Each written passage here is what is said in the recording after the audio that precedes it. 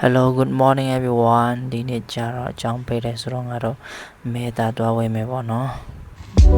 ဒီမှာအော်တိုငားတာအော်တိုရောက်နေပြီဆိုတော့ငါတို့မေတာဝေးတဲ့နေရာကိုလိုက်ပြမယ်နော်အခုတော့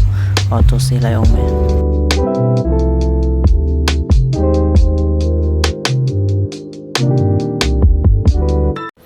ကဲမေတာဝေးတဲ့ဆိုင်ရောက်ပြီဆိုတော့ဒီမှာမေတာဝေးကြတယ်ကျွန်တော်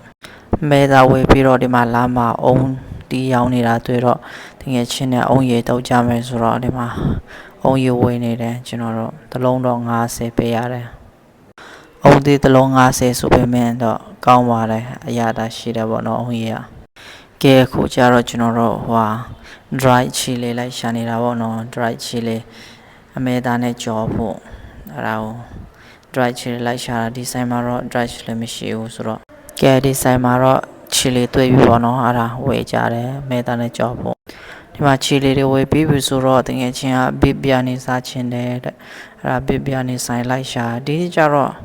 ဆိုင်အကုန်လုံးပိတ်တယ်ဟာ big ပြာနေဆိုင်မတွေ့ဘူး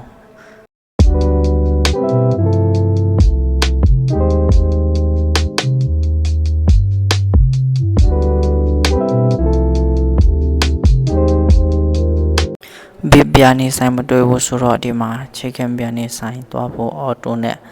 ကျွန်တော်အော်တိုငားနေတာပေါ့နော်ဒီမှာ